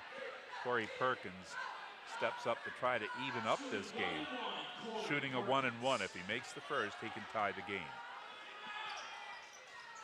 He can tie the game because he made the first. 9 points for him now, 48-47. He typically is a good free throw shooter. You know, he's been pretty solid and consistent all year. Had 5 when they played UMES back on January 14th. He has 9 right now. That one misses off the back of the rim and it'll come down to UMES. I guess as soon as I pay him a compliment, he missed one, right? Okay, we'll put the jinx on you that time. Styles gets the pass in the backcourt, sends it up to Nadozi. Now a shot for three from the outside, and it's good for Chase Davis. That makes it 51-47. 4-point lead now for the Hawks. Perkins over to Robinson. Back to Perkins. Outside to Johnson. They'll give it back to Perkins, who will try to go around the pick. Inside to Johnson. Layup is good. That's a great lay by Kyle Johnson. Believe it or not, that's his first basket of the night. Well, the pressure, UMES defense is just swarming, and to be able to get that layup was huge. 51-49. Hornets trail by 2 now. Just under 8 minutes left in the regular season. Zion Styles just dropped another three. Guys are waking up from behind the arc. You know, they've been shooting those threes all game, off the mark a little bit. They've kind of been able to connect. Now UMES goes up by 5, 54-49 after the three-point shot.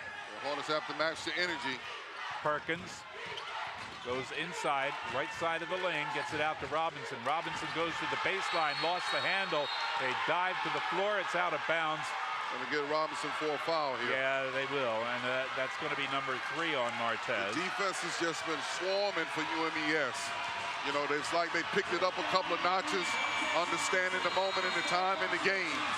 Hornets has got to find some energy, man. They got to match the energy and the intensity in the building right now, but UMES is bringing it all. Let's see if we can get that energy back during this media timeout. 7:28 left in the regular season. It's UMES 54, Delaware State 49. Putting the U in HBCU, we are HSRN. Why choose Del One? Del One is rooted in Delaware and here to cover you through your financial journey. From your first account, auto loan, or rewards credit card, buying a home or starting a business, investing, planning for retirement, and then enjoying it. Get what you need when you need it. Del One has you covered. Choose Del One, and let's grow together. Calling all Hornets fans. Be sure to follow Bay Health on social media. Find us on Facebook at Bay Health, on Twitter at Bay Health DE, on Instagram at Bay Health. You can find us on TikTok and on LinkedIn. Bay Health. We're here for our Hornets.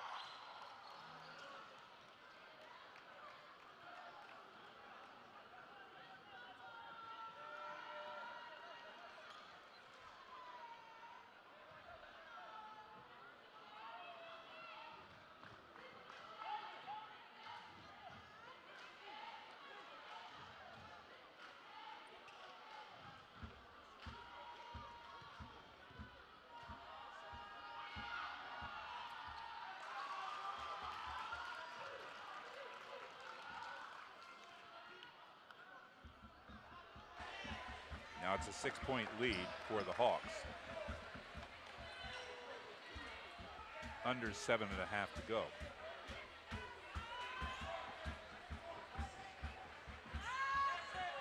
Nadozi's second shot goes in also. 56-49. Now it's a 7-point lead for the Hawks. Warning on touching the ball. Leave the ball alone. All right, Hornets got to find a way to put some points up now. They got to find a way to score. Warning on the Hawks as the officials were trying to get the ball to Delaware State Hawks for the still inbound. showing pressure. Robinson out to Stone and then to Perkins. Perkins to the right side to Martez Robinson. Robinson goes top of the key to Staten. Contact out there, no call. 8 seconds on the shot clock. Martez off the rim, went up and got his own loose ball. Perkins now from the same spot for 3. Rolls it around the rim. Loose ball. Robinson in traffic, puts it up. It won't go. And we have a jump ball. Kyle Johnson in there, tied up with Zion Stiles. Possession's going to go to UMES. Yeah, they got a jump ball situation in the era towards them UMES. Hornets were scrappy in there. They got 2 and 3. They got about 3 shots that time.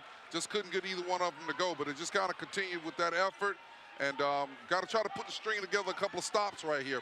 6:52 in the second half here, and they're down. They're trailing by 7. So they got to try to string some stops together here. A couple of Hornets had their hands on that ball trying for the rebound. I think they might have actually interfered with each other. And Kevon Boyles was the only one who had his hands on it for the Hawks. Yeah, pass down in the right corner. Chase Davis missing. Pollard rebound. He missed. And the Hornets come on the 3-on-2.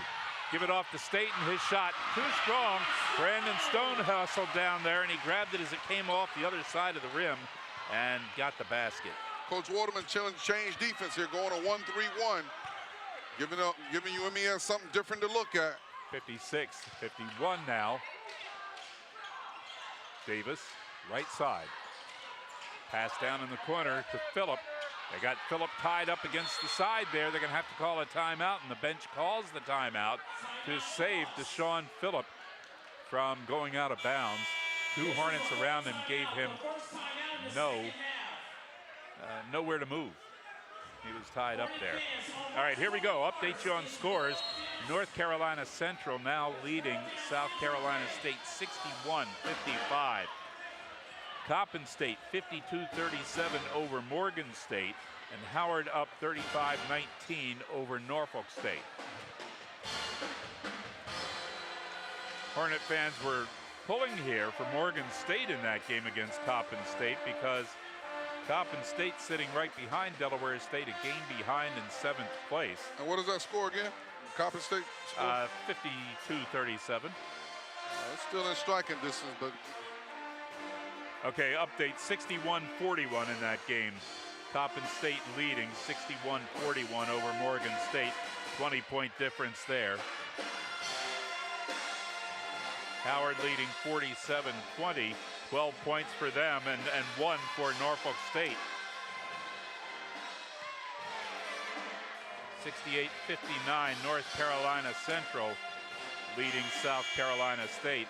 As we get in these updated scores from the studio, Muhammad Bashir doing a great job keeping us up on the scores all night here. And we get them through our headset and then relay them quickly to you. Norfolk State fighting for that number 2 spot. North Carolina Central could end up with the 2. And Howard would hold on to the top spot, dropping Norfolk State to the 3rd spot if they can't come back against Howard here, but they're down by 27. Brings about some interesting finishes. It does that. UMES to inbound it. They finally get it in to Chase Davis. Davis takes it again right side over to Pollard. Pollard's shot, Phillip rather, his shot missed. Came off to Robinson. Robinson brings it down and then goes left side. Corey Perkins. Perkins crosses to the right side. Back toward the middle to Brandon Stone. Stone works inside into the lane. He got mugged, actually. Somebody grabbed his arm as he was making a move. He finally went in for the layup and couldn't get it to go. Robinson slapping a pass away from UMES. Stone dunk. You got the big guy going in like that. Let him go for the dunk, huh?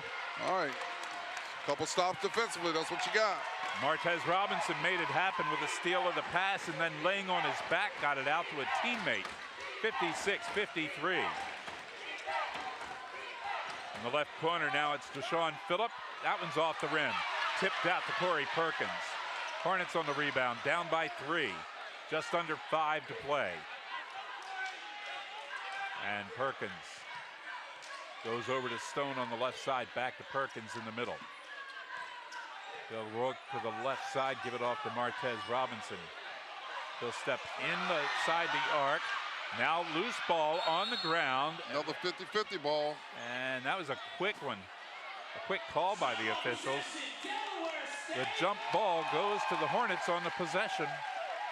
7 seconds still on the shot clock for the Hornets. And they'll bring that dry squeegee out because we had players who were perspiring pretty well at this point in the game. Robinson's getting a breather. Okoye Parker comes in. Robinson has given up his body on the last minute or so, going to the floor and diving around and trying to get loose balls. So they're going to give him a chance to catch his breath and see which part of him still works, and it looks like all of them still work pretty well. Parker will come in, see if they can spark the team. He only has a 2-point field goal in the game so far. Goes out to Perkins, left side, bounce pass down in the corner to Parker, back out, Perkins, and they run out of the shot clock. It's like they didn't know they only had 7 seconds. No, they didn't. They were not aware, and some of that is part, I put that on the bench, and, because the bench should, whenever it's down to that number, the bench should be counting, and also coach should also advise them. Well, there's no way they should not know that it's 7 seconds. Even before play resumed, somebody should have said, hey, there's 7 seconds on the shot clock. You got to work it quickly. I think it was mishaps on everybody over there. Nugent to Davis. Davis works out toward the middle, now left side. Voiles back over to Nugent. Nugent into the lane, passes it off. Pollard underneath, shot won't go, but before the shot, a foul. And this is going to be Stone. Kyle Johnson. Oh, Kyle Johnson. His 4th. And who we don't see playing tonight is Jevin Munoz, who hurt his shoulder on Monday night against Coppin State. Yeah, we don't know exactly, what his availability could be going into the tournament. Let's hope he will be able to play, though. He has perhaps until next Thursday before he needs to play, if the Hornets can pull this out. Cameron Stitt is going to come in, and Kyle Johnson will take a seat. Stitt with just 2 fouls, but Johnson with 4. The first shot by Pollard missed. Hornets 10 fouls here in the second half. Yeah, interesting lineup here for the Hornets. Got a bunch of shooters in the game. Staten, Parker, Stitt, Stone. Just got to make sure that they're able to rebound. Well, they still have Stone out there. Pass too high for Stone. It's taken by UMES, and the shot sailed over the rim. Hornets got it on the other side. Wow, look at this hustle, man. And then a hustle by UMES to take the ball away. Stiles goes inside, won't go. Follow-up, tipped around, and Stitt comes away with the ball for the Hornets. These guys are like 20 guys on the floor at the same time. Tried to get the lead pass down underneath to Stone. Stolen away by UMES. It's Stiles one-on-one. His shot is blocked, and the tip-in is good for Chase Davis. Yeah, they play relentlessly, man. You got to love the way they play. The energy is just contagious, and they just build off of each other. Well, the mistake there was the long pass down court to Brandon Stone because he was covered. You can't throw a pass like that distance. Hornets go along the baseline. Kyrie Staten working in for his shot and draws a foul. Donchevelle Nugent gets called for that foul, and it takes us to our final media timeout of the regular season. Isn't that sad? 3:13 still left in the game. Hornets trail by 6, 59-53, putting the U in HBCU. We're HSRN. Taste the uniqueness of our first-generation German bakery in Delhi. The new Bavarian bakery in Delhi in Dover. Authentic, original creations are made fresh from scratch every day. Enjoy one of our great pastries and signature cakes. Don't forget to bring home our house-made breads, Bavarian rye, sourdough, and fresh sandwich rolls. At our deli, choose from 14 different breads. You deserve only the best. The new Bavarian bakery in Delhi in Dover.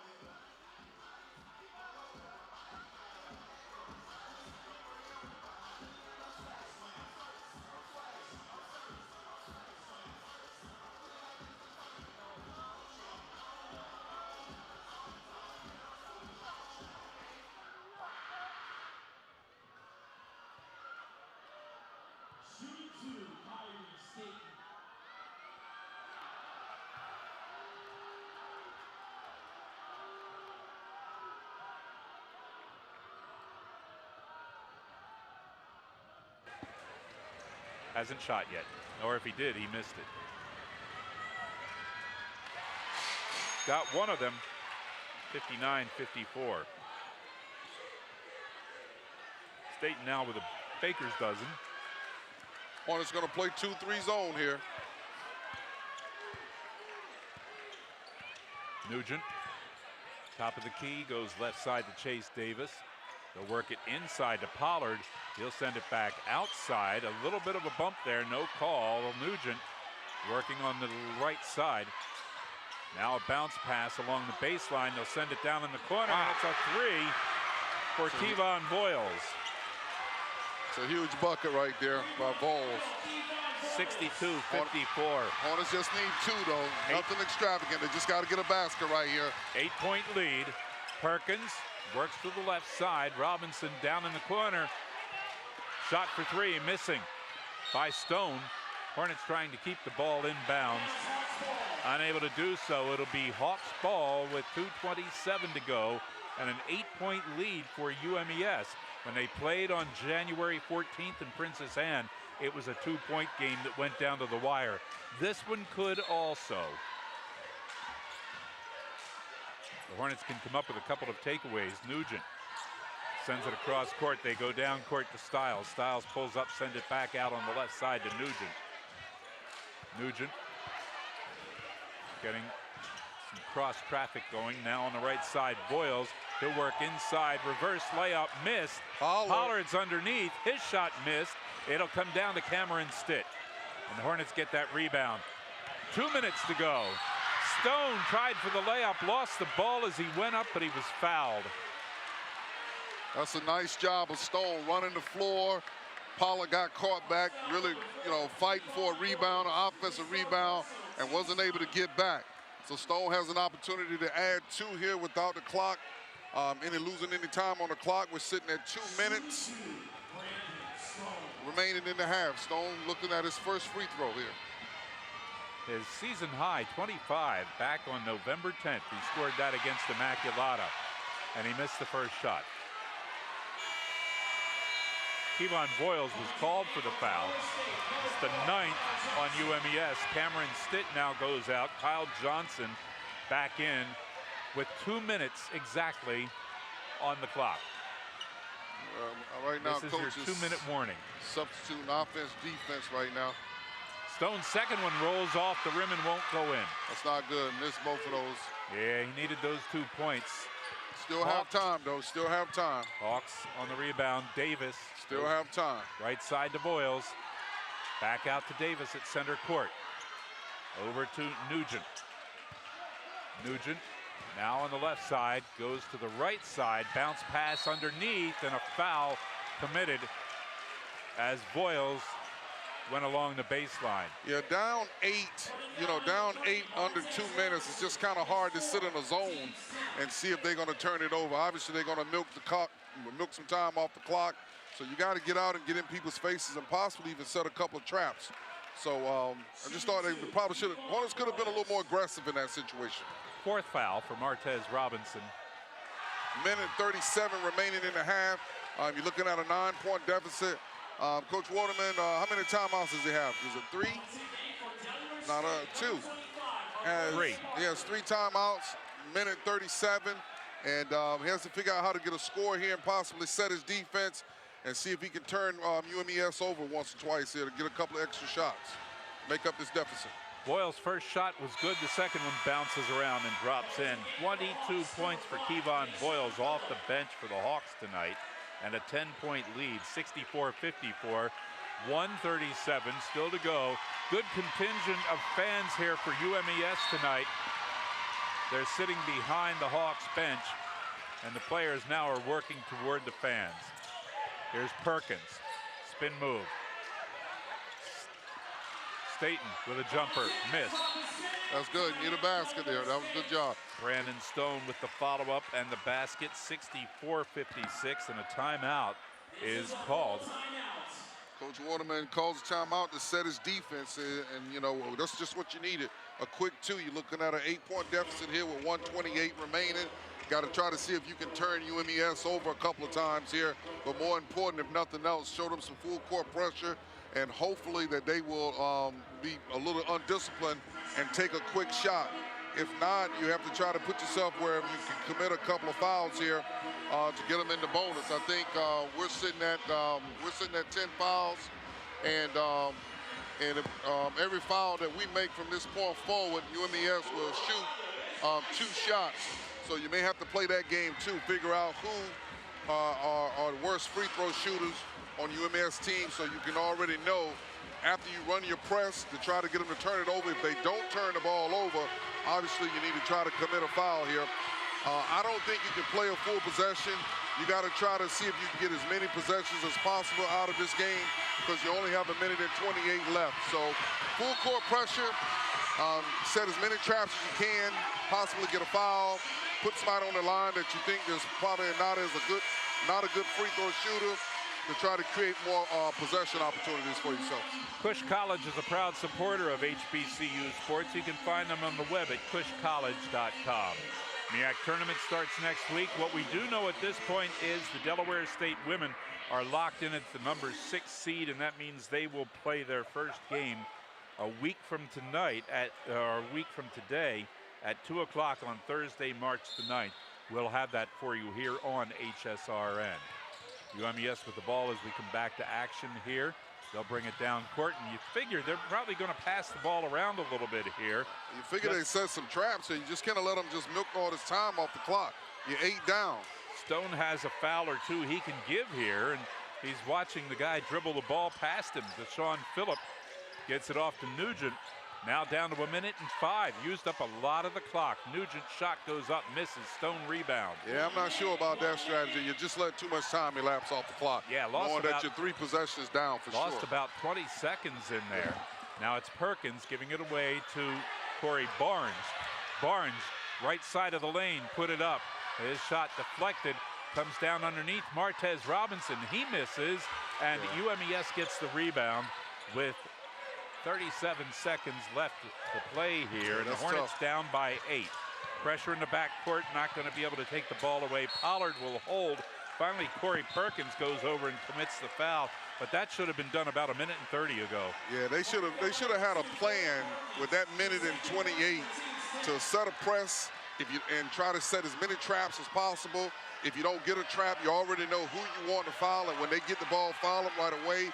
And you want to try to replicate that as many times as you can, so that you can produce more possessions for yourself in the short game. It's a short game of creating more possessions. Pollard misses the first free throw, and you know, I just question the strategy down the backstretch here. Now the Hornets get the shooters out there as Brandon Stone steps off the court. You have Perkins, you have Stitt, Corey Barnes, Martez Robinson, and Kyrie Staten on the court for Delaware State. Second shot misses off the front of the rim. Stitt gets it. Robinson will bring it down quickly. Martez spins. The underhanded layup missed, but he got fouled. And I think this one's on Nugent. Yeah, it's still an 8-point game. 8-point game with 22.8 seconds. Well, yeah. You play it until all zeros are there. If you got a timeout, you take it, and you set your press again. Martez forcing the foul on the drive inside. Martez Robinson, 1 point shy of double digits tonight, and now he is at 10. 64-57. Ronald Lucas, who got his first start of the season, will also finish this game on the court for Delaware State.